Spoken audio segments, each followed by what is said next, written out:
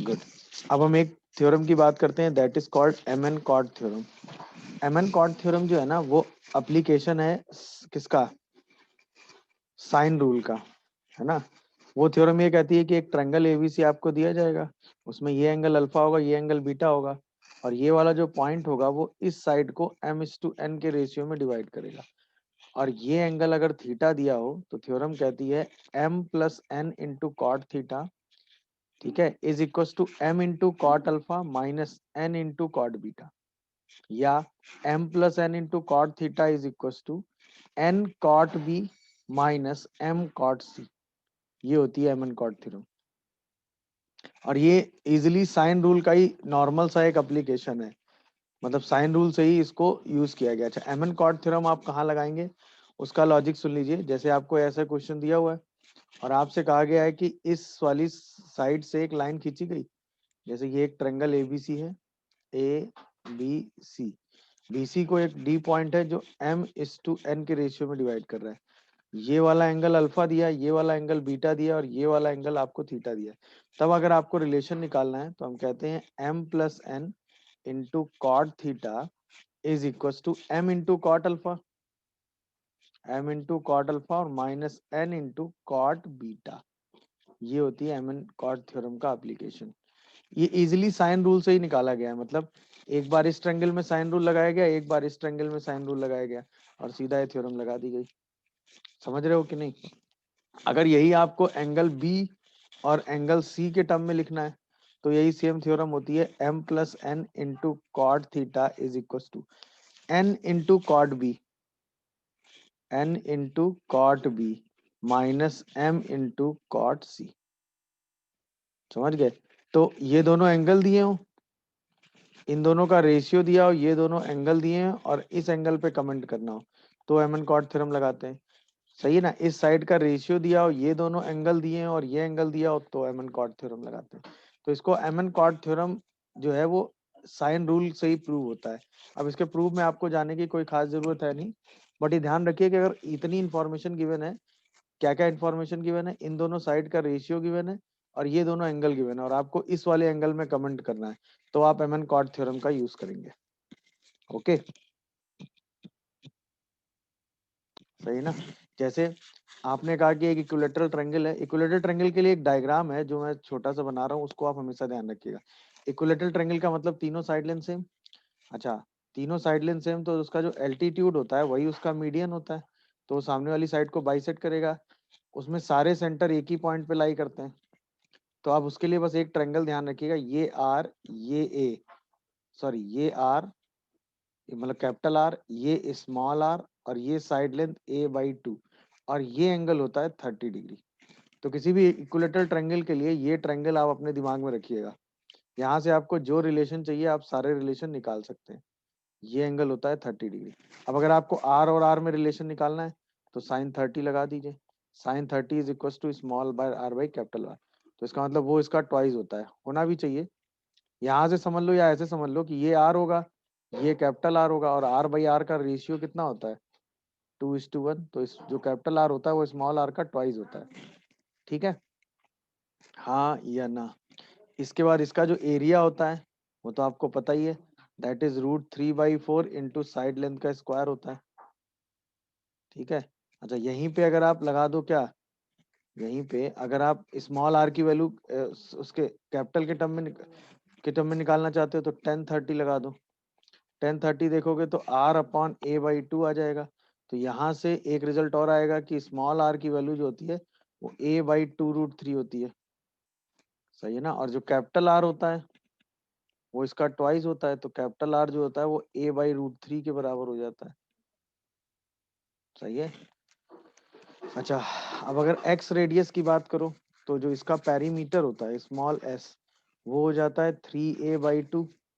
अगर small s 3a/2 हो गया तो r1 कितना आ जाएगा, r1 की वैल्यू हो जाती है s-a, मतलब delta upon s-a, sorry, r1 की वैल्यू क्या होती है, डेल्टा अपॉन s-a। तो अगर इस हिसाब से चलोगे r1 r2 r3 तीनों सेम होंगे, क्योंकि abc तो सब सेम है ना। तो ये रिजल्ट क्या आएगा, डेल्टा s अपॉन ए, एस क्या है 3a/2 माइनस ए, तो a/2 बचेगा ना, तो 2 डेल्टा बाई ए हो गया, हाँ या ना। अच्छा डेल्टा की वैल्यू क्या है, डेल्टा की वैल्यू क्या है भाई, 3√3/4 a²। तो यही रिजल्ट क्या हो गया, √3/2, सही है ना, इंटू ए, सही है। और जैसे आप इसको लिखोगे तो ये 3r/2 आ जाएगा। तो यहाँ से एक रिजल्ट ये भी आ जाता है कि R1 equal to R2 equal to R3 equal to 3r/2, क्योंकि ये सारे सेम होते हैं। तो किसी भी इक्विलेटरल ट्रायंगल के लिए रिजल्ट एकदम ध्यान रखिएगा। तो अल्टीमेटली जो आपको ध्यान रखने वाली चीज है वो ये वाला ट्रायंगल है बस। एक बार आपके दिमाग में ये ट्रायंगल सेट है तो इनमें से कोई भी रिजल्ट आपको तुरंत मिल जाएगा। जहां आपको जो इन्फॉर्मेशन चाहिए होगी वो आप आराम से निकाल लेंगे। क्या ये बात सबको समझ में आ रही है? इसमें इंफॉर्मेशन ये है कि अगर एक circumcentre inside acute angle triangle में लाई करता है, ऑब्ट्यूज एंगल ट्रायंगल में आउटसाइड लाई करता है, और हाइपोटेनस राइट एंगल ट्रायंगल में मिड पॉइंट होता है। मतलब अगर आप सरकम सेंटर की बात करेंगे तो एक्यूट इनसाइड होता है किसमें, एक्यूट एंगल ट्रायंगल में, आउटसाइड होता है किसमें, ऑब्ट्यूज एंगल ट्रायंगल में, और मिड पॉइंट ऑफ हाइपोटेनस होता है किसमें, राइट एंगल ट्रायंगल में। सही है। अच्छा अगर आपका ट्रायंगल राइट एंगल ट्रायंगल है, मतलब राइट एंगल ट्रायंगल है, तो जो ऑर्थो सेंटर होता है वो उस वर्टेक्स पे होता है जो वर्टेक्स राइट एंगल बनाता है। सही है। अच्छा ऑर्थो सेंटर सेंट्रॉयड और सरकम सेंटर कोलिनियर होते हैं, है ना। और सेंट्रॉयड जो है वो उस लाइन ज्वाइनिंग को 2:1 के रेशियो में डिवाइड करता है। सही है ना। और अगर इक्विलेटरल ट्रायंगल है तो सारे सेंटर कोइंसाइड करते हैं। ये तो सारी इंफॉर्मेशन आपने पढ़ी है है कि नहीं, बोलिए भाई। ये सारी इंफॉर्मेशन तो आपके पास है ही, इसमें तो कहीं कोई डाउट है ही नहीं आपको। ये बात सबको समझ में आ गई। अब बात करते हैं हम लोग रेगुलर पॉलीगन के रिजल्ट की, है ना। अब हम बात करने जा रहे हैं किसकी, रेगुलर पॉलीगन के रिजल्ट की। रेगुलर पॉलीगन का मतलब क्या होता है, polygon N sided regular polygon having n equal sides with equal internal angle। सही है। तो एन साइडेड के रेगुलर पॉलीगन, उसमें पहला रिजल्ट ये होता है, sum of all internal angle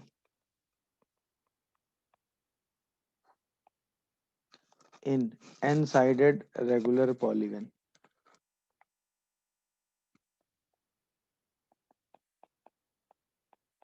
वो होता है n-2 इंटू पाई। ठीक है।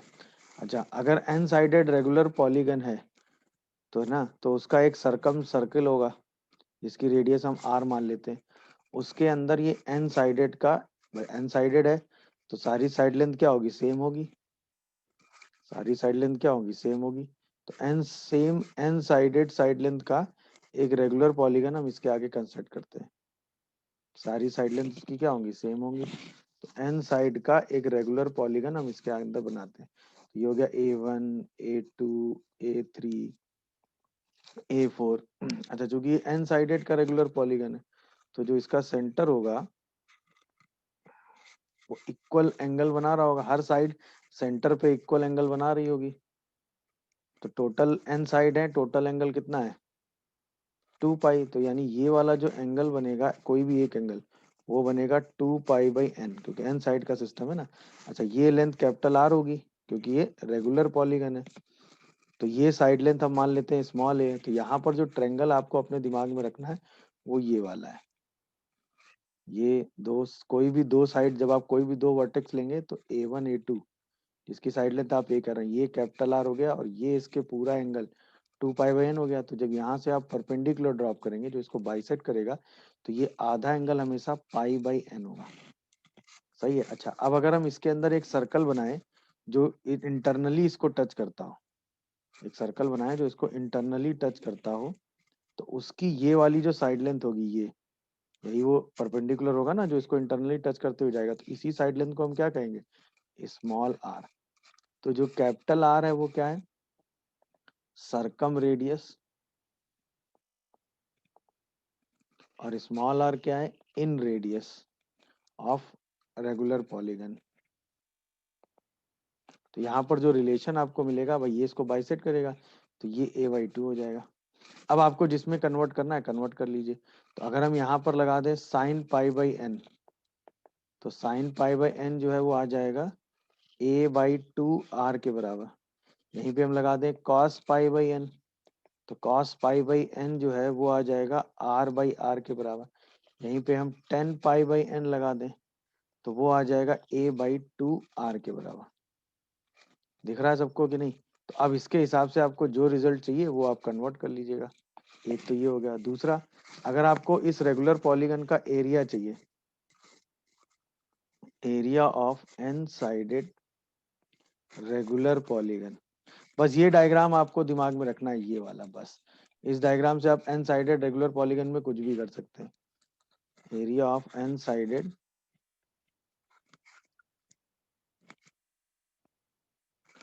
Regular polygon. अच्छा, अब एक ट्रायंगल का एरिया निकाल लो। अच्छा, एक ट्रायंगल में दो साइड है तो हमें पता ही है भाई, ये साइड लेंथ आर है, ये भी साइड लेंथ आर है, बीच का एंगल 2 पाई/n है। तो उसका एरिया कितना हो गया? 1/2 r² इंटू साइन 2 पाई/n। एक ट्रायंगल के एरिया को n से मल्टीप्लाई कर दो तो आपको टोटल एरिया मिल गया। अब अगर साइड लेंथ के टर्म में एरिया लिखना चाहते हो, है कि नहीं, तो कैपिटल आर की वैल्यू को आप ए के टर्म में रिप्रेजेंट कर सकते हो। अगर आप स्मॉल आर के टर्म में लिखना चाहते हो तो कैपिटल आर की वैल्यू को आप स्मॉल आर में रिप्रेजेंट कर सकते हो। तो जहां आपको जैसा चाहिए वो आप रिप्रेजेंटेशन कर लोगे। तो उसके लिए बस ये ट्रायंगल आप ध्यान रखिएगा। इस ट्रायंगल के हिसाब से ये हो गई इन रेडियस, ये हो गई सर्कम रेडियस, ये हो गया हाफ ऑफ द साइड, और ये एंगल हो गया पाई/n।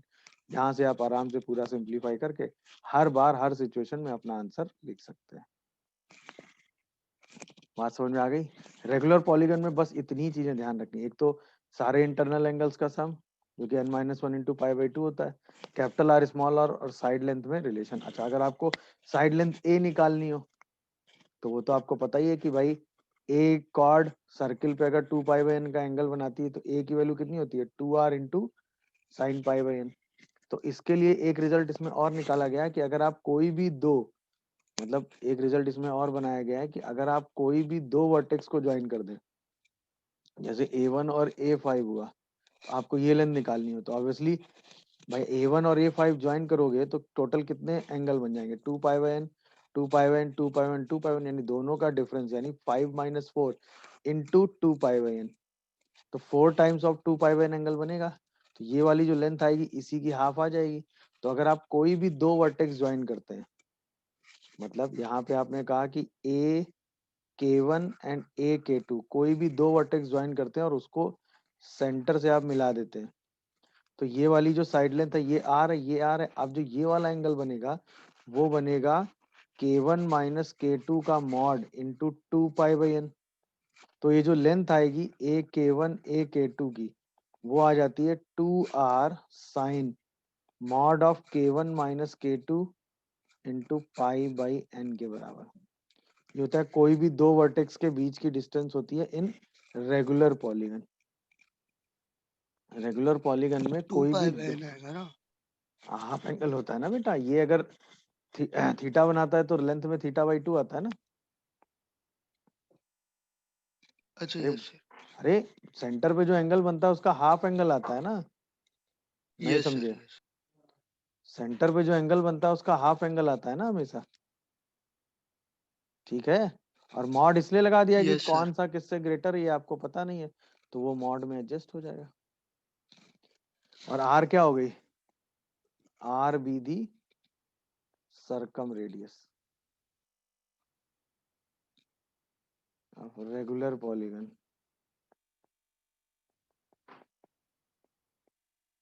R be the circum radius of regular polygon. समझ रहे हैं सब लोग कि नहीं भाई? तो ए K1 a K2 आप निकाल लेंगे, वहीं से आप सिंप्लीफाई करेंगे, आंसर आ जाए। दिख गया कि नहीं बोलो भाई? P1 P2 P3 की वैल्यू तो आपने निकालनी सीखी है ना? हाँ या ना बोलो। P1 P2 P3 की वैल्यू तो सबने निकालनी सीखी है ना? अगर ये ट्रायंगल ए बी सी है तो P1 कितना होता है? 2 डेल्टा बाई ए। P2 कितना होता है? 2 डेल्टा बाई बी। और P3 कितना होता है? 2 डेल्टा बाई सी। तो अगर मैं आपसे P1 into P2 into P3 कहूँ तो कितना आ जाएगा? 8 डेल्टा क्यूब बाई ABC। ये बात कितने लोगों को समझ में आ रही बताओ? अच्छा, डेल्टा का फॉर्मूला अगर हम आर के टर्म में लिखेंगे तो डेल्टा का फॉर्मूला होता है ए बी सी बाई 4R। ये फॉर्मूला दिमाग में है ना? यस बोलो। सर। तो जैसे ही डेल्टा क्यूब करोगे क्या बनेगा? A cube B cube C cube upon 4, मतलब 64 ना, R cube into yes A sir. B C. अब आंसर अगली लाइन में आ गया, A square B square C square by 8R cube. यही तो प्रूफ करना था, देखो। नहीं, relation between small R and capital R of triangle A B C. Small और कैपिटल आर समझते हो ना? वो होता है small R is equal to 4R sine A by 2 sine B by 2 sine C by 2। ये ध्यान रखिएगा, small R is equal to 4R sine A by 2 sine B by 2 sine C by 2। Small R is equal to 4R sine A by 2 sine B by 2 sine C by 2। समझ रहे हो कि नहीं? Small R is equal to capital R sine A by 2 sine B by 2 sine C by 2। और ये result कई जगह direct use होता है। ये जो रिजल्ट आपने लिखा है ना, ये रिजल्ट आप कई जगह डायरेक्ट यूज करते हैं। Small R sine A by 2 sine B by 2 sine C by 2 क्यों होता है ऐसा, देखिए। चलो मैं इसको प्रूफ कर देता हूँ। भाई आपने पढ़ा है ना, किसी भी ट्रायंगल के लिए small R delta by S होता है। बोलो। अच्छा, डेल्टा बाई एस को अगर आप देखोगे ध्यान से तो आपको, अगर डेल्टा को आप लिखना चाह रहे हो तो ए बी सी बाई 4R लिख सकते हो। स्मॉल एस को लिखना चाहते हो तो A plus B plus, sorry, A plus B plus C by 2 लिख सकते हो। अब ये रिजल्ट बन गया A B C by 4R into A plus B plus C by 2। तो ये 2R आ गया। अब ध्यान से देखना, आपने साइन रूल से पढ़ा है कि A by sine A, B by sine B, C by sine C, ये होता है 2R। तो ए को आप क्या लिख सकते हो? 2R sine A, 2R sine B, 2R sine C. तो यहां से आ गया 2R का cube sine A sine B sine C. यहाँ पे आ गया 2R ये, और एक 2R अभी कॉमन लिया आपने, और साथ में आ गया sine A plus sine B plus sine सी।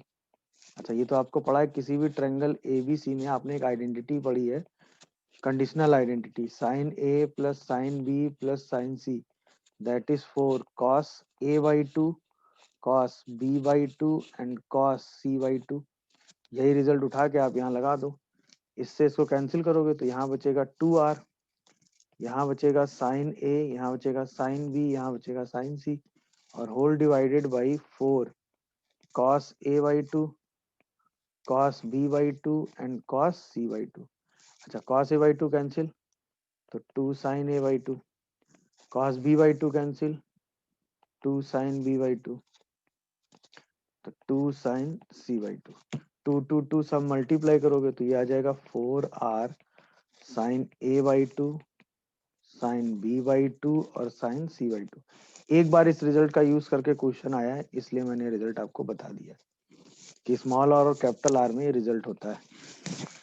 समझ गए? Small R is equal to 4R sine A by 2 sine B by 2 sine C by 2। तो स्मॉल आर और कैपिटल आर में ये रिलेशन होता है कि small R is equal to 4R sine A by 2 sine B by 2 sine C by 2, जहाँ ABC internal angles हो गए, कैपिटल आर हो गया इन रेडियस, और small R, sorry, capital R हो गया सर्कम रेडियस, और स्मॉल आर हो गया inradius of triangle ABC. तो बस इन्हीं दोनों को यूज करके ये रिजल्ट बनाया गया। रिजल्ट सिंपल था, बस आइडेंटिटी लगा के आपने बस यूज करते चले गए। समझ गए? यहीं से तीनों साइड का रेशियो अगर दिया हो तो आप कुछ भी निकाल सकते हैं। स्मॉल एस तीनों साइड के रेशियो से आप डेल्टा भी उसी रेशियो के टर्म में निकाल सकते हैं। आर एबीसी बाई 4 डेल्टा होता है, स्मॉल आर डेल्टा बेस होता है, बस वही वैल्यू आपने उठा के रख दी। सीधा कैलकुलेशन क्या, 16/7 आंसर आ गया।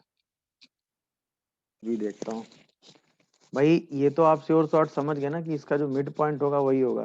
तो ये वाली जो साइड लेंथ होगी इसका जो हाफ होगा, हाफ मतलब c/2, तो कैपिटल R जो है वो तो c/2 होगा, इसका मतलब 2R की वैल्यू तो c होगी, ये तो श्योर शॉर्ट हो गया, हाँ है ना। अच्छा, स्मॉल r का मतलब होता है s माइनस सी इंटू 10c/2, याद आया कि नहीं ये, s minus A 10a/2, s minus B 10b/2। अच्छा, s minus C 10c/2, C angle कितना है 90, तो स्मॉल r की जो वैल्यू है वो s माइनस सी आ गई। अब कैपिटल R स्मॉल r आ गया, हमें चाहिए 2R प्लस 2R, 2R का मतलब हो गया 2s माइनस 2c, और ये वैल्यू हो गई प्लस का c, तो ये बन गया क्या 2s माइनस सी मतलब a प्लस बी। ऐसे ही किया होगा भाई, बोलिए समझ गए कि नहीं भाई, देख लीजिए कोई कंफ्यूजन आ रहा हो तो। क्या ये बात आप लोगों को समझ में आई भाई कि ऐसा ही होगा, बोलो, इसमें किसी को कोई कंफ्यूजन हो तो बोलो भाई। अरे हाँ या ना, क्लियर हुआ कि नहीं, गुड। अगला वाला देखिए जरा, एक ट्रायंगल है एक्स वाई जेड, जहाँ पे X Y Z side length है, capital X capital Y capital Z angle है, ट्रायंगल का एरिया आपको दे रखा है, और S minus X S minus Y S minus Z का रिलेशन दे रखा है, एस का मतलब पेरीमीटर से है। अब आपको अच्छा, एरिया ऑफ इन सर्कल दे रखा है, यानी स्मॉल आर की वैल्यू भी दे रखी है, क्योंकि उसका एरिया दे रखा है तो स्मॉल आर तो आप निकाल ही लोगे। आपको एरिया ऑफ द ट्रायंगल में कमेंट करना है, इन रेडियस में कमेंट करना है, sign x/2 sign y/2 sign z/2 में कमेंट करना है, या फिर sine square x plus y/2 में कमेंट करना है। देखिए जरा, मतलब यहाँ ट्रायंगल ABC की जगह ट्रायंगल XYZ दिया हुआ है। ट्रायंगल AB एकदम स्टैंडर्ड क्वेश्चन है, ज्यादा कुछ करना ही नहीं है। ट्रायंगल ABC की जगह एक्स वाई जेड दिया हुआ है। एक्स के सामने वाली लेंथ कितनी होगी स्मॉल एक्स, वाई के सामने वाली लेंथ स्मॉल वाई, जेड के सामने वाली लेंथ स्मॉल जेड होगी, सही है। अच्छा, इन रेडियस अगर हम आर कह दें तो पाई आर स्क्वायर ही इन रेडियस सर्किल होगा, ये दिया हुआ 8π/3, पाई से पाई कैंसिल, यानी आर स्क्वायर की वैल्यू 8/3 दे रखा है, यही तो है एरिया ऑफ इन सर्कल ना। और ये रिजल्ट दे रखा है, अगर हम इसको लैम्डा मान लें तो s minus X is 4 lambda, s minus Y is 3 lambda, और s minus Z is 2 lambda. Solve करें मैं करूं, यहां से मेरे हिसाब से अगर सबको ऐड कर दोगे तो 3s और x plus Y plus Z 2s is equal to 9 lambda. बोलो, तो स्मॉल s की वैल्यू शायद 9 लैम्डा आ जाती है, देख लो। तो x की वैल्यू आ जाएगी 5 लैम्डा, y की वैल्यू आ जाएगी 6 लैम्डा, और z की वैल्यू आ जाएगी 7 लैम्डा। यहाँ तक तो हम पहुंच गए, एक्स वाई जेड हमने निकाल लिए हैं, 5 लैम्डा, स्मॉल एस हमने निकाल लिया 9 लैम्डा, यहाँ तक हम आ गए हैं। बोलो भाई, दिख रहा है सबको कि नहीं बताओ। अब हम लैम्डा की यस वैल्यू निकाल सकते हैं, क्यों, क्योंकि स्मॉल आर हमको पता होता है डेल्टा बाई स्मॉल एस होता है। बोलो भाई, अच्छा डेल्टा क्या हो जाएगा, root under S, S minus A, S minus नहीं एस एस माइनस एक्स, मतलब 4 लैम्डा 3 लैम्डा 2 लैम्डा, देख लो आराम से। और बाहर आएगा लैम्डा की पावर 4 मतलब लैम्डा स्क्वायर। अच्छा, स्मॉल एस क्या आएगा, A plus B plus C मतलब X plus Y plus Z, तो 5 6 11 और 18 लैम्डा बाई 2। अरे बोलो, सही है ना, तो 9 लैम्डा आ जाएगा सर कि नहीं, 9 लैम्डा। लैम्डा से एक लैम्डा हो जाएगा कैंसिल। अच्छा, आर की वैल्यू हमको क्या दे रखी है, रूट, मतलब 2 रूट अंडर 2/3 दे रखी है, देखियो जरा। और यहाँ से क्या आएगा लैम्डा बाई 9, इसको सिंप्लीफाई करोगे तो कितना आएगा ये, बोलो भाई। एक तो 2 बाहर आएगा, एक 3 बाहर आएगा, और अंदर क्या बचेगा, √6।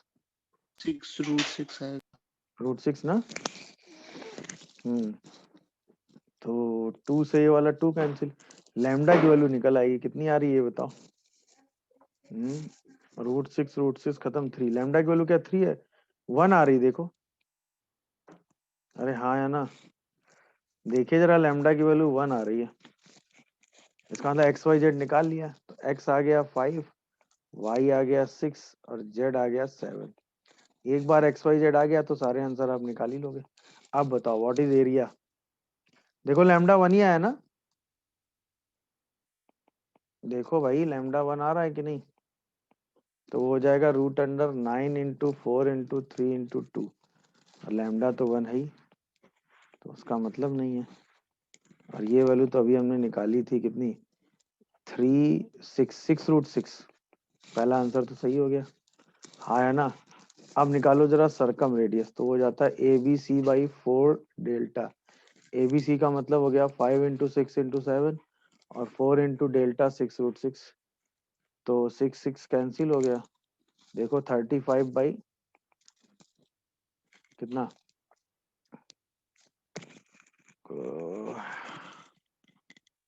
क्या इन रेडियस 35/6√6 आ रही, नहीं बोलो भाई, इन रेडियस गलत आ रही ना। 9 4 3 इंटू 2 6√6 आ ही रहा है, और एक्स वाई जेड आपने निकाला है 5 6 7, तो 35/24√6 आ रहा है, देखो। अच्छा इसके बाद सी वाला रिजल्ट आओ, सी में आपको चाहिए sin x/2, sin y/2 और sin z/2। ये आपने अभी निकाला, स्मॉल r/4 कैपिटल R होगा, स्मॉल r आपने कितना निकाला है, √8 मतलब 2√6/3, और ये कितना निकाला है 4 कैपिटल R, 35/24√6, √6 से √6 हो गया कैंसिल, सही है ना। तो ये बचेगा आपका 4/35।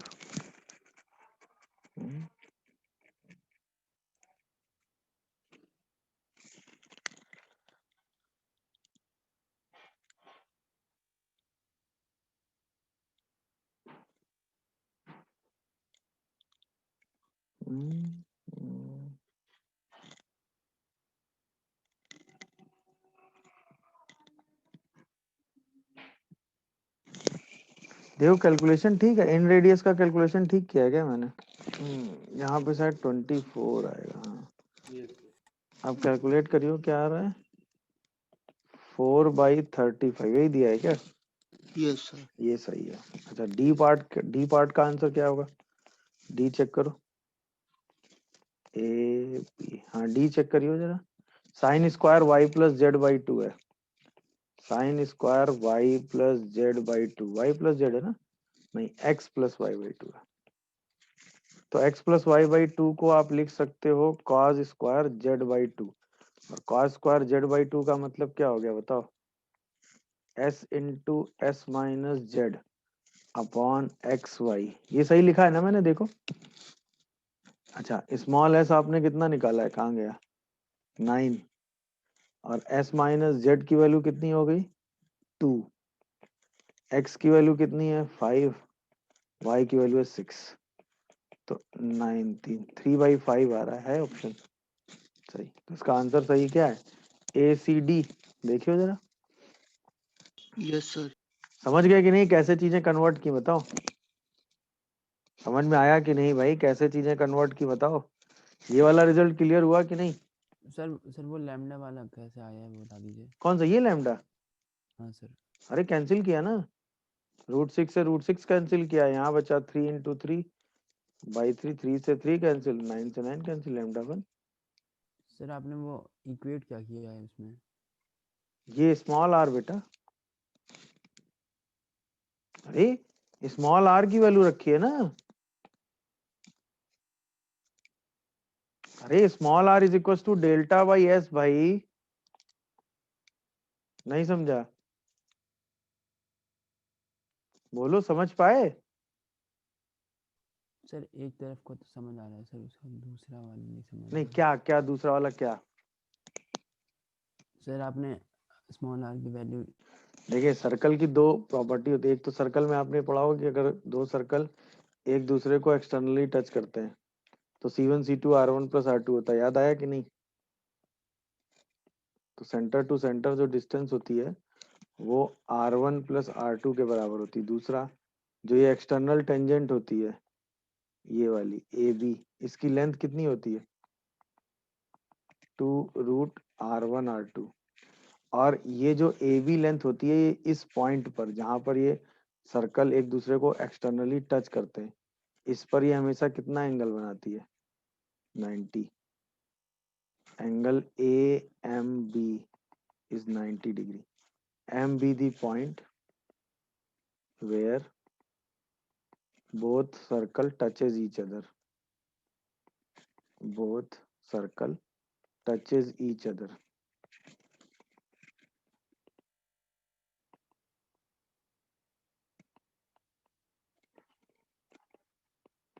ये ध्यान रखिएगा, एक्सटर्नली,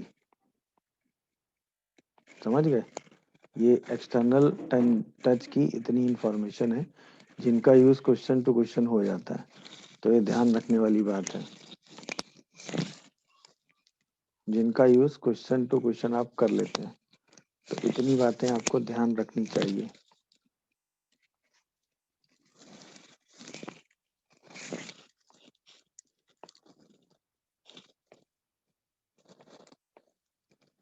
ओके,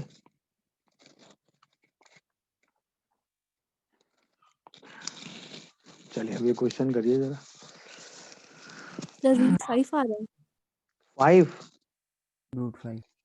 √5 आ रहा होगा, हाँ यस सर रूट 5। हाँ, क्योंकि वो शायद इन सर्कल बन जाता है ना, यस वो शायद इन सर्कल बन जाता है, क्योंकि तीनों जो टेंजेंट जहां पर टच कर रहा होगा, तीनों से जब आप वो कॉमन टेंजेंट खींचेंगे तो उसका जो पॉइंट आएगा, मतलब एक ये टेंजेंट आप ड्रॉ करेंगे यहाँ पे, है ना, एक ये टेंजेंट ड्रॉ करेंगे यहाँ पे, एक ये टेंजेंट ड्रॉ करेंगे, तो तीनों टेंजेंट जिस पॉइंट पे इंटरसेक्ट कर रही होंगी, ये वाला जो पॉइंट होगा, अगर आप सारे सर्किल के सेंटर्स को आपस में ज्वाइन करेंगे तो उससे जो ट्रायंगल बनेगा, ये ट्रायंगल, इस ट्रायंगल के लिए ये वाला पॉइंट जो होगा वो क्या होगा? इन सेंटर हो जाएगा। यही तो आपने किया होगा ना, मतलब I be the in centre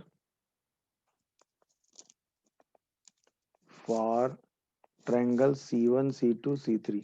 अब ये दोनों साइड लेंथ 3 4 4 5 5 3 हो जाएगा।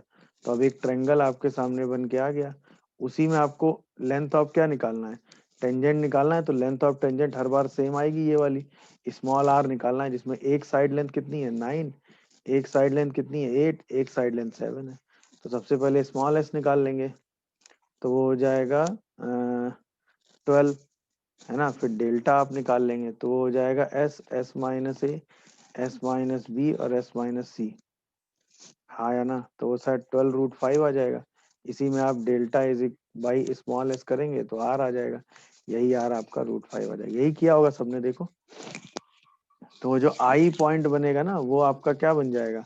इन रेड सेंटर बन जाएगा। समझ गए होंगे भाई सब लोग? यही किया होगा ना सबने? बोलिए भाई। गुड। अच्छा, R1 R2 R3 किसी भी ट्रायंगल में अगर HP में है तो ABC हमेशा HP में होगा। बोलो हाँ या ना भाई। अगर R1 R2 और R3 HP में है तो delta by S minus A, delta by S minus B और delta by S minus C भी HP में होगा। इसका मतलब S minus A, S minus B, S minus C AP में होगा। अगर ये AP में है तो ABC तो AP में होगा ही, हाँ या ना। तो अगर ABC AP में है तो R1 R2 R3 किस में होते हैं? बोलो भाई। अगर ABC AP में है तो R1 R2 R3 किस में होते हैं? अगर एबीसी एपी में है तो R1 R2 R3 क्या होंगे, एचपी में। तो R1 R2 R3 are the x radius, ठीक है ना। और अगर आसन तो खैर आसान है, एक ट्रायंगल की दो साइड दे रखी है भाई, आपको एक ट्रायंगल दे रखा है एबीसी, ए बी सी, तो ए साइड लेंथ दे रखी है 6, बी साइड लेंथ दे रखी है 10, और इसका डेल्टा आपको दे रखा है कितना, 15√3। तो डेल्टा अगर इस एंगल को आप सी कह दो तो आप ये कहोगे कि 1/2 10 into 6 into sine C, that is 15√3। हाँ या ना। तो यहाँ से साइन सी की वैल्यू कितनी आ रही है, देखियो जरा कितनी आ रही है, √3/2 क्या। अच्छा, जो एंगल सी है वो ऑब्ट्यूज है, तो सी एंगल जो है वो π/2 से ग्रेटर है, तो इसका मतलब एंगल सी कितना होगा, 5 नहीं 2π/3 होगा क्या, देखियो एंगल सी 120 डिग्री होगा कि नहीं, ये बताओ। अरे हाँ या ना, इस स्टेटमेंट में किसी को डाउट हो तो बोलो। कितना होगा भाई एंगल सी, 2π/3 होगा कि नहीं, बोलो हाँ या ना। अब हमें चाहिए इन रेडियस, तो इन रेडियस के लिए अगर हम ये वाली साइड लेंथ निकाल लें तो काम हो जाएगा। अच्छा, ये वाली साइड लेंथ सी स्क्वायर कितना होगा, 10 square plus 6 square minus 2 into 10 into 6 into cos C मतलब हाफ, तो 100 प्लस 36 और प्लस कितना 60, तो ये 196 होगा, यानी सी की वैल्यू 14 आ जाएगी। तो स्मॉल सी 14 आ गया। अब तीनों साइड लेंथ आ गई, तीनों साइड लेंथ आते ही हम क्या निकाल सकते हैं, स्मॉल एस। तो स्मॉल एस कितना आ जाएगा, बोलो भाई, तीनों साइड लेंथ आते ही हम क्या निकाल सकते हैं, स्मॉल एस। तो स्मॉल एस कितना आ जाएगा, ए प्लस बी प्लस सी, तो ए प्लस बी प्लस सी/2, तो वो आ जाएगा कितना 15, देखियो। और एक बार स्मॉल एस आ गया तो आर क्या आएगा, डेल्टा वाई स्मॉल एस। तो 15√3/15 √3, और आपसे आर स्क्वायर पूछा गया, आंसर इज 3। क्या लॉजिक सबको समझ में आया, ये बताओ, बोलो भाई। सबसे पहले आपने ट्रायंगल का रिजल्ट लगा के ये वाला एंगल निकाला, फिर ये दो एंगल और एक साइड, दो साइड और एक एंगल पता है तो सामने वाली साइड निकालनी, तीनों साइड पता है तो स्मॉल आर आ गया, और आर स्क्वायर ही आपसे क्वेश्चन में पूछा गया। देख लीजिए, कोई कंफ्यूजन आ रहा हो तो बताइए।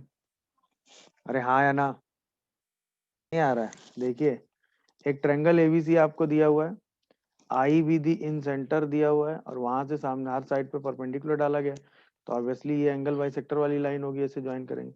इसी पर इसका एक सर्कल बनाया गया जिसकी रेडियस बी में है तो R2, ए में है ये तो तो R1। टैन फॉर्मूले से हो जाएगा। हाँ, मेरे हिसाब से ये लेंथ R2 है, ये लेंथ कितनी है R।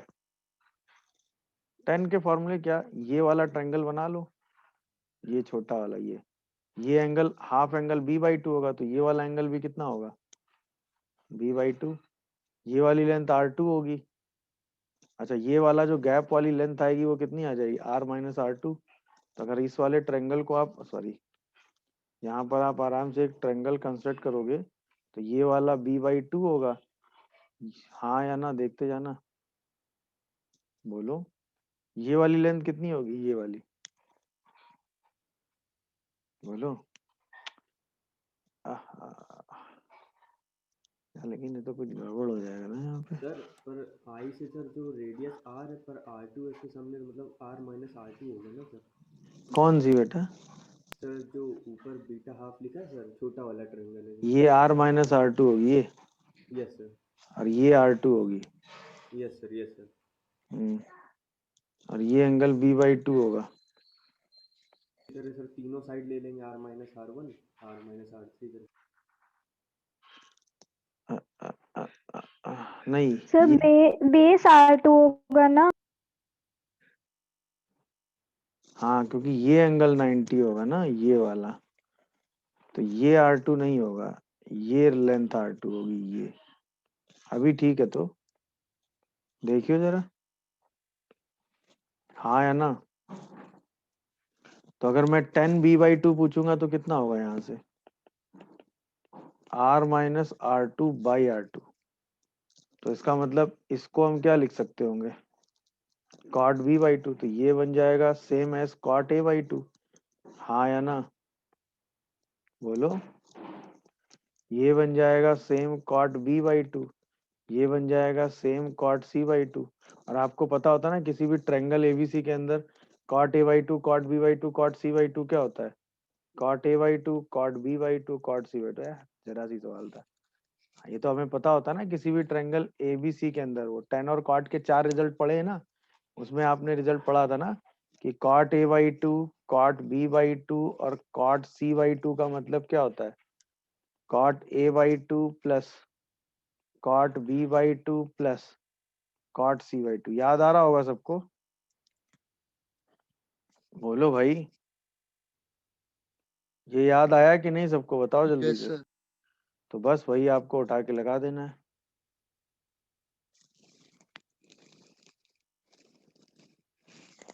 बोलिए भाई, समझ गए सब लोग कि नहीं, कोई कंफ्यूजन? गुड। अब जरा ये देखो पॉलीगन वाला, एक पॉलीगन जिसमें 9 साइड है, each of the length 2 is inscribed in a circle, then radius of in circle बताना है। हाँ भाई, 9 साइड का पॉलीगन है, तो इंटरनल एंगल कितना होगा उस वाले ट्रायंगल का, जल्दी बताओ। मैंने बताया था ना, बस आपको एक ट्रायंगल ध्यान रखना है जिसमें से ये स्मॉल आर है, साइड लेंथ ए जो है वो 2 दिया हुआ है, तो उसका हाफ 1 हो जाएगा, और ये वाला एंगल कितना हो जाएगा, pi by 9। Am I correct और नॉट, बस ये बताओ, क्योंकि 9 साइड का पॉलीगन है ना, तो ये वाला टोटल एंगल कितना होगा, 2 पाई बाई 9, उसका आधा ये हो जाएगा। अब बताओ आपको इन रेडियस निकालनी है, क्या लगा दे, बोलो। 10 pi by 9 is equal to 1 by R, बोलो भाई। अरे हाँ है ना, तो आर की वैल्यू कितनी आ गई, कॉट पाई बाई 9। देख लो आराम से, कोई डाउट आ रहा हो तो बताओ, बोलो। अरे हाँ है ना, ये बात सब समझ रहे हैं कि नहीं भाई। क्वेश्चन 9 साइड पॉलीगन, तो ये एंगल 2 पाई बाई 9, उसका आधा पाई बाई 9, ये स्मॉल आर, ये टोटल लेंथ ए, उसका आधा कर दिया आपने, तो 1। अब यहीं पे आपने 10 पाई बाई 9 लगा के सीधा आंसर लिख दिया। देख लीजिए, कोई कंफ्यूजन आ रहा हो तो बताइए। अब हम सिचुएशन की बात करते हैं। अगर हमें किसी भी ट्रायंगल की तीनों साइड्स गिवन हो, तो हम उनके एंगल्स निकाल सकते हैं, है कि नहीं। 3 साइड अगर हमें गिवन हो तो हम उस ट्रायंगल में सब कुछ कर सकते हैं, एरिया भी निकाल सकते हैं, है ना भाई। अगर हमें किसी भी ट्रायंगल की तीनों साइड या तीनों एंगल पता हो, तो हम पूरा एनालिसिस कर सकते हैं कि नहीं, बताओ। तीनों एंगल पता हो तो तीनों साइड निकाल सकते हैं रेशियो वाइज, मतलब जो एनालिसिस चाहे वो हम सारा काम कर सकते हैं, कर लेंगे कि नहीं, बोलो। अब हम यहाँ पर वो केस डिस्कस करने जा रहे हैं जिसमें 2 साइड और उनको इंक्लूड करने वाला एंगल दिया हो, है कि नहीं। अगर हमें 2 साइड दी हो और उनको इंक्लूड करने वाला एंगल दिया हो, पहला केस हमने पढ़ा कि अगर हमें तीनों साइड दी हो तो हम पूरा एनालिसिस कर सकते हैं। अब अगर हमें 2 साइड और उनको इंक्लूड करने वाला एंगल दिया हो, मतलब ए बी दिया हो और बीच का एंगल दिया हो, तो डेल्टा निकाल सकते हैं, हाँ या ना। अब अगर ए बी और उनको इंक्लूड करने वाला एंगल दिया होगा,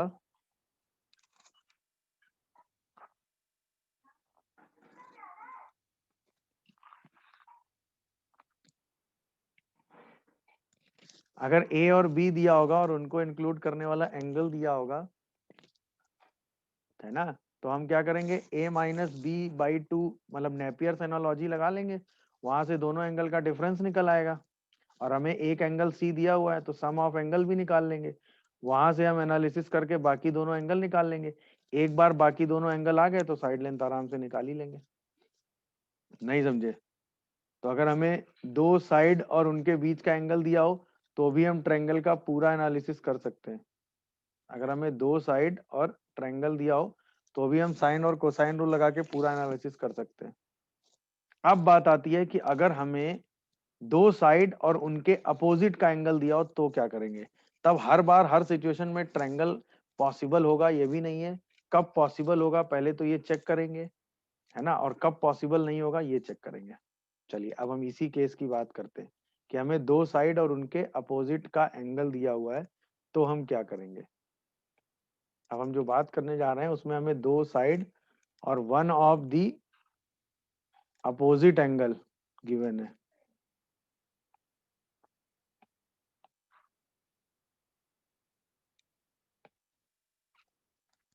अब हम जो एनालिसिस करने जा रहे हैं उसमें हमें दो साइड और उनके अपोजिट का एक एंगल गिवन है और उसी एनालिसिस को आपको आगे बढ़ाना है। दो साइड और अपोजिट का एक एंगल दिया हुआ है और उसी को आपको आगे बढ़ाना है कि नहीं? तो अगर मैं किसी ट्रायंगल की बात करूं तो ट्रायंगल के हिसाब से अगर आप चलोगे तो सपोज ए और बी, ए के सामने की साइड और opposite angle to a given हो, तो ये वाला एंगल गिवन है ए, सही है। तो ए के सामने की साइड ये स्मॉल ए हो गई और ये साइड हो गई बी, है ना, और ये हो गई सी। ये इंफॉर्मेशन है, मतलब ए गिवन है आपको, बी गिवन है और सी गिवन है। अब ध्यान से देखते जाइएगा। अगर आपने ये कहा सपोज ये वाली साइड लेंथ ए गिवन है आपको, अभी थोड़ी देर के लिए साइड लेंथ को हटा लेते हैं। अरे पूरा ट्रायंगल गायब हो गया। अभी थोड़ी देर के लिए क्या करो, इस साइड लेंथ को हटा लो यहाँ से,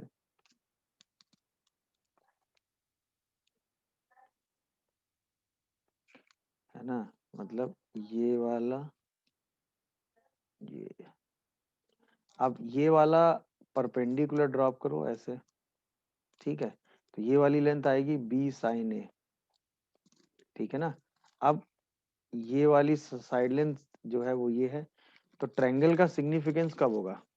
पहली सिचुएशन क्या होगी, देखो सिचुएशन बाय सिचुएशन चलते हैं। पहली सिचुएशन क्या पॉसिबल हो सकती है कि भाई ये साइड लेंथ है, ये एंगल दिया हुआ है, ठीक है, ए, ये साइड लेंथ बी दी हुई है।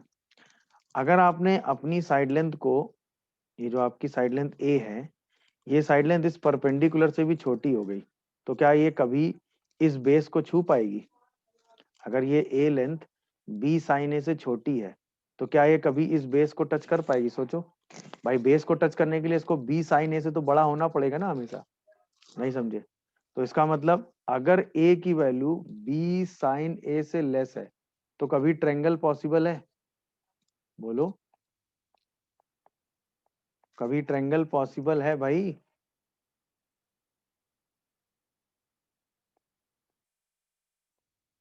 समझ गए कि नहीं? तब ट्रायंगल पॉसिबल नहीं है। सेकंड सिचुएशन में आओ।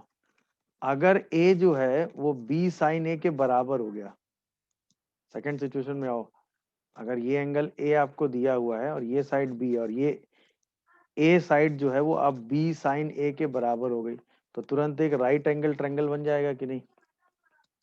बोलो, तुरंत क्या बन जाएगा? Right angle triangle. Right angle triangle तुरंत आप क्या बना लेंगे? राइट एंगल ट्रायंगल आप तुरंत बना लेंगे उस केस में। अच्छा, थर्ड सिचुएशन में आओ। थर्ड सिचुएशन में आओ। अब जो है वो बी साइन ए से बड़ी साइड हो गई, मतलब बी साइन ए से बड़ी साइड हो गई। अच्छा, ए एक क्या है? ए जो है वो एक्यूट एंगल है, मतलब एंगल ए जो है वो एक्यूट है, ठीक है ना।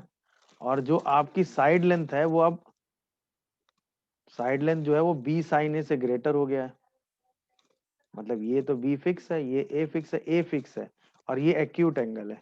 तो जो एक्यूट एंगल है तो ऐसे दो साइड आप, मतलब बी साइन ए से ग्रेटर है, तो अगर ये बी साइन ए से ग्रेटर है सपोज, तो ये भाई एक ये लेंथ ए हो सकती है, ऐसी एक लेंथ ए यहाँ हो सकती है। अगर ए एक्यूट है तो, अगर ए एक्यूट है तो ऐसे ही दो लेंथ है, हाँ या ना? देखते जाना, ये भी ए है, ये भी ए है। मेरी बात समझ में आ रही है कि नहीं? बोलो हाँ या ना। दिख रहा है सबको कि नहीं? तो अगर ए एक्यूट है तो ऐसे दो ट्रायंगल आप बना सकते हैं, ये और ये,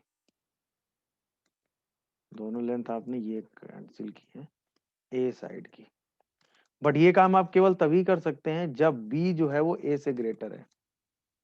तो एक ये C1 पॉइंट आएगा, एक C2 पॉइंट आएगा, ये है ए पॉइंट,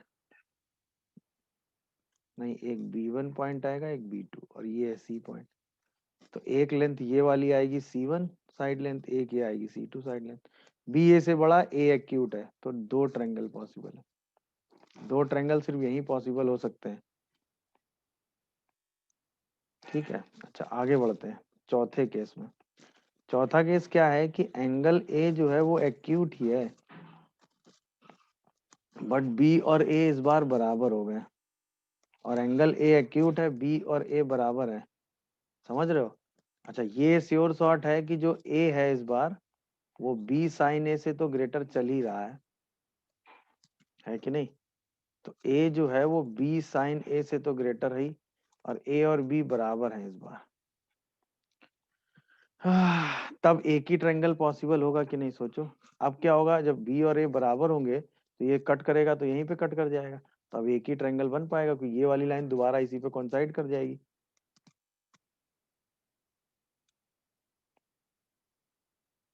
है कि नहीं, ये ए एक्यूट है तो अब सिर्फ एक ही एंगल पॉसिबल हो पाएगा।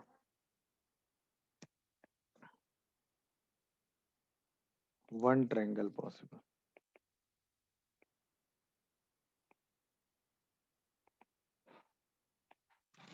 समझ गए। इसके बाद फिफ्थ केस क्या हो सकता है, ए जो है अभी तक एक्यूट था, अब ऑब्ट्यूज हो गया।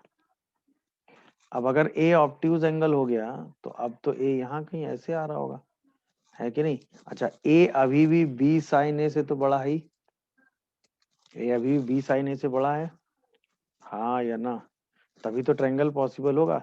अब ट्रायंगल कब पॉसिबल होगा भाई, अब जो साइड लेंथ बनेगी भाई, ये वाली साइड लेंथ तो बी फिक्स हो गई, ये वाली साइड लेंथ अब ए है कि नहीं। तो जब तक ए की वैल्यू अब बी से बड़ी नहीं हो जाएगी तब तक ये इधर जाके कट कर ही नहीं पाएगा। तो जब वो ए की वैल्यू अब क्या होगी, बी से बड़ी होनी चाहिए। ए की वैल्यू किससे बड़ी होनी चाहिए, बी से। जब ए की वैल्यू बी से बड़ी होगी तब ये जाकर इधर कट कर पाएगा, हाँ या ना। तब जो है एक ट्रायंगल पॉसिबल होगा, वन ट्रायंगल पॉसिबल। देख लीजिए आराम से, हाँ या ना। अच्छा एक केस इसमें और आ रहा है, लास्ट वाला, वो ये है कि ए जो है वो ऑब्ट्यूज है, तो ए ऑब्ट्यूज है भाई ऐसे, ये साइड लेंथ बी है। अब जो ए है मतलब ए जो है वो बी साइन ए से तो बड़ा है ही, और ए जो है वो बी से छोटा है, ए जो है वो किससे छोटा है, बी से छोटा है। और अगर ए बी से छोटा है तो कभी ट्रायंगल पॉसिबल ही नहीं होगा। क्यों, क्योंकि अब ये जो ए लेंथ है वो इधर जाकर कभी इधर कट कर ही नहीं पाएगी, क्योंकि भाई जब भी कट करेगी वो इसके पहले ही कहीं ना कहीं कट कर रही होगी ना।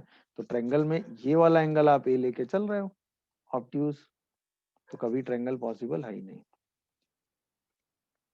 No triangle possible. मतलब दो साइड और उनके सामने का अगर एंगल दिया हो तो ऐसे एनालिसिस करते हैं। दो ट्रायंगल कब पॉसिबल होते हैं, सिर्फ इस सिचुएशन में, समझ रहे हो, जब ए बी साइन ए से बड़ा हो और बी ए से बड़ा हो, तब दो ट्रायंगल पॉसिबल है और ए एक्यूट हो। अदरवाइज इस केस में एक भी ट्रायंगल पॉसिबल नहीं है, ये राइट एंगल ट्रायंगल हो गया। यहाँ पर एक ट्रायंगल पॉसिबल होता है अगर बी और ए बराबर हो, और अगर ए ऑब्ट्यूज है और बी ए जो ए वाली लेंथ है वो बी से बड़ी है तब ट्रायंगल पॉसिबल है, और अगर छोटी हो गई तो ट्रायंगल पॉसिबल नहीं है। देख लीजिए सारे केस ज्योमेट्री वाइज सबको समझ में आया, नहीं आ रहा है बोलो, कोई केस डाउट आ रहा हो तो बताओ। किसी केस में अगर आपको डाउट आ रहा हो तो बताइए जल्दी से, मैं दोबारा से समझाऊं। अगर इसी का मैथमेटिकल एनालिसिस करो तो आपको दो साइड दी हुई है ए और बी और एक एंगल दिया हुआ है, तो यहाँ पे cos a का फॉर्मूला लगा सकते हो कि नहीं। तो अगर आप cos a का फॉर्मूला लगाओगे तो cos a की इक्वेशन क्या होती है बताओ, A square plus B sorry B square plus C square minus A square by 2bc। अगर आप इसको ध्यान से देखोगे तो आएगा सी स्क्वायर, ठीक है, माइनस 2bc cos a, है कि नहीं, और plus B square minus A square equal to 0। यहां से आता है C square minus 2b cos a into C plus B square minus A square is equal to 0। ये सी में क्वाड्रेटिक आती है, दिख रहा है सबको कि नहीं, देख लो ये एनालिसिस दिख रहा है कि नहीं, बोलिए सी की क्वाड्रेटिक सबको नजर आई कि नहीं आई बताओ। आप ध्यान से ऑब्जर्व करिएगा भाई, यहाँ पर ही तो आपने सी की दो वैल्यू निकाली थी C1 और C2, और ये दो वैल्यू इसी केस में पॉसिबल थी। अब हम देखो दो रियल रूट के लिए पहले तो इसका डिस्क्रिमेंट निकालोगे, इसका डिस्क्रिमेंट क्या आएगा 4b स्क्वायर cos स्क्वायर ए माइनस 4b² माइनस a², तो ये आ जाएगा 4a² minus 4b² sine square ए, मतलब 4a² minus b² sine square है। तो पहली चीज c की real value possible, c real है ही नहीं, यानी ट्रायंगल बनेगा ही नहीं। वो कब नहीं बनेगा? जब a b साइन a से छोटा होगा। देखो पहला केस यही था, जब a की वैल्यू b साइन a से छोटा था तो ऐसा c कभी पॉसिबल ही नहीं था, तो कोई ट्रायंगल पॉसिबल ही नहीं है। अब अगर मतलब c रियल है, सेकंड केस c की वैल्यू रियल है, तो ऐसे दो रियल रूट होंगे, दो रियल रूट होंगे, तो पहली चीज डिस्क्रिमिनेंट पॉजिटिव होना चाहिए, है कि नहीं? मतलब a जो है वो b साइन a के बराबर या उसके इक्वल होना चाहिए, हाँ या ना? पहले तो ग्रेटर देन की बात करते हैं ना, दो डिस्टिंक्ट रियल रूट है, तो a b साइन a के बराबर होना चाहिए ना। अच्छा, c की दो पॉजिटिव वैल्यू होनी चाहिए, to positive value of c होनी चाहिए ना, तभी तो दो c1 c2 बना पाओगे। इसका मतलब जो प्रोडक्ट ऑफ रूट है वो पॉजिटिव होना चाहिए, तो वो प्रोडक्ट ऑफ रूट आएगा b² माइनस a², वो पॉजिटिव होना चाहिए, यानी कि b a से बड़ा होना चाहिए। देख लो, b जो है वो a से बड़ा होना चाहिए। इसी पे आपने कहा था ना दो ट्रायंगल पॉसिबल है, याद करो भाई, टू पॉसिबल ट्रायंगल इसी केस में आपने कहे थे, हाँ है ना? अच्छा, इसके बाद थर्ड में आओ, अगर d की वैल्यू 0 ले लो, मतलब a जो है वो b साइन a के बराबर कर दो, बोलो, यानी अब दोनों रूट कैसे हो गए? इक्वल हो गए। अगर दोनों रूट इक्वल हो गए तो एक ही ट्रायंगल तो पॉसिबल होगा, वन पॉसिबल ट्रायंगल। समझ में आ रहा है कि नहीं भाई? बोलो हाँ या ना। डन। देख लीजिए, कोई कंफ्यूजन आ रहा हो तो।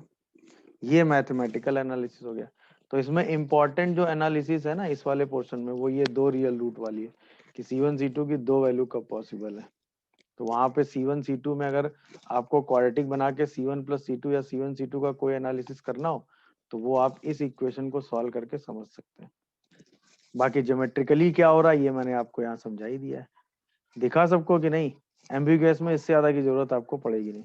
तो दो साइड और एक एंगल अगर दिया हो, उनके बीच का नहीं, दो साइड और उनके बीच का नहीं, अपोजिट एंगल दिया हो, तो ट्रायंगल के एनालिसिस में क्या क्या हो सकता है और उसको कैसे जज करते हैं 6 केस में, वो ये 6 केस है।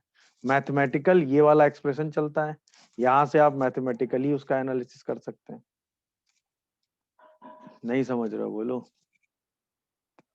अरे हाँ या ना, बताओ भाई। दिखा सबको कि नहीं पूरा एनालिसिस? बताओ भाई। ट्रायंगल पॉसिबल है, पहला एनालिसिस आपको ये करना है पहले क्वेश्चन में। देखो पहले क्वेश्चन में तो आपको ए और सी दिया हुआ है, मतलब ठीक है ना, ए एंगल दिया हुआ है ये वाला 30 डिग्री, तो इसके सामने की साइड ही वेरी कर रही होगी। ये साइड लेंथ आपको दी हुई है 100√2 सी वाली। अब ये साइड लेंथ आपको वेरी कर रही है 100, और पूछा गया ट्रायंगल पॉसिबल है या नहीं। तो सबसे पहले आप ये वाली साइड लेंथ निकालते हैं, ध्यान आ रहा है आपको कि नहीं? ये वाला, तो ये x मान लो, तो x कितना आ जाएगा? बोलिए 100√2 इंटू साइन 30, इसका मतलब 100√2 साइन 30 मतलब 1/2, तो 50√2 आ गया। अरे हाँ या ना? अब जो x आया वो 50√2 आ रहा है और a जो है वो 100 आ रहा है, तो इसका मतलब a जो है वो x से ग्रेटर है। ग्रेटर है कि नहीं है? बोलो। a जो है वो x से क्या है भाई? ग्रेटर है। बोलो, क्या है एनालिसिस? आप लोग समझ रहे हो कि नहीं? बोलो। और यानी कि a जो है वो x से ग्रेटर है, और इसके बाद a जो है वो c से लेस है। a जो है वो c से लेस है, तो दो ट्रायंगल पॉसिबल हैं कि नहीं?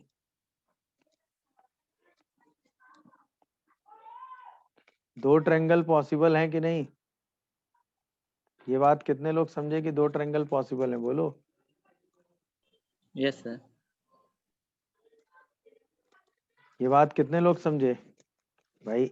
100 ऐसे साइड लेंथ के 2 ट्रायंगल आप बना सकते हैं कि नहीं, ऐसे करके? तो कितने ट्रायंगल यहाँ से बन सकते हैं बताओ? 2। कितने ट्रायंगल आप बना सकते हैं भाई? 2। ये बात कितने लोगों को समझ में आ रही है, बोलो?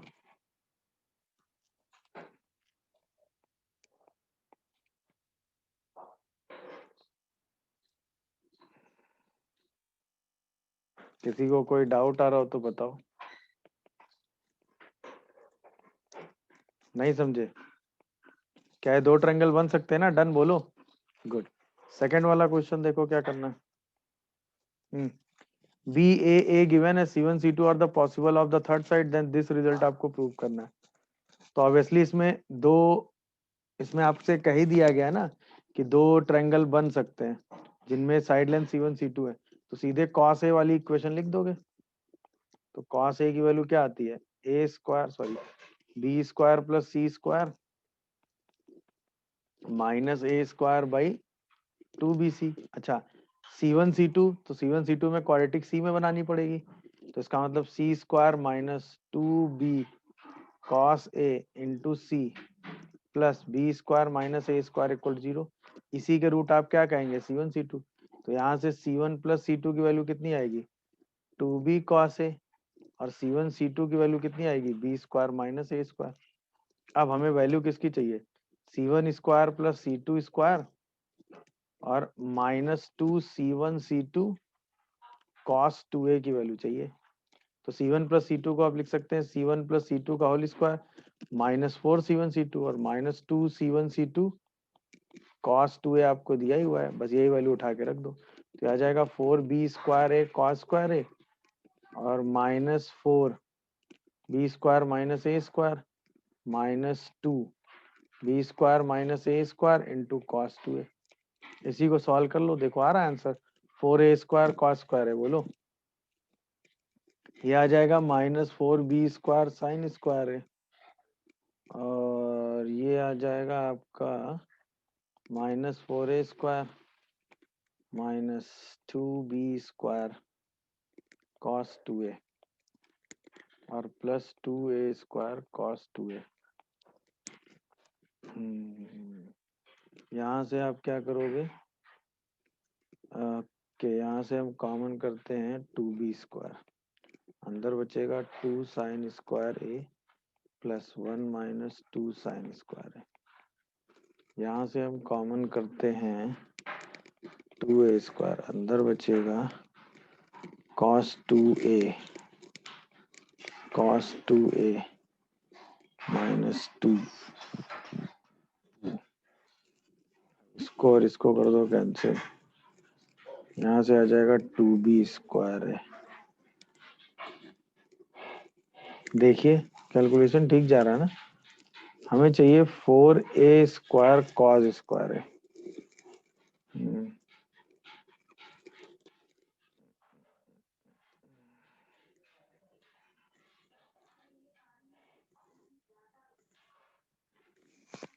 कैलकुलेशन कुछ गड़बड़ कर दिया गया मैंने? ठीक है ना? मतलब यहाँ पे बस ये 2C1 C2 था ना, और बाकी से बटा के सही करो। 2C1 C2 करो तो 4B square cos square A minus कितना आएगा? 4B square minus A square into cos square है। तो आंसर में क्या बचेगा? 4A square cos square. सही है ना? देखो तो बस 2 ट्रायंगल जब साइड बनेंगे तो इससे ज्यादा की जरूरत आपको पड़ेगी नहीं। वो कैलकुलेशन थोड़ा गड़बड़ हो गया था 4 की वजह से ना।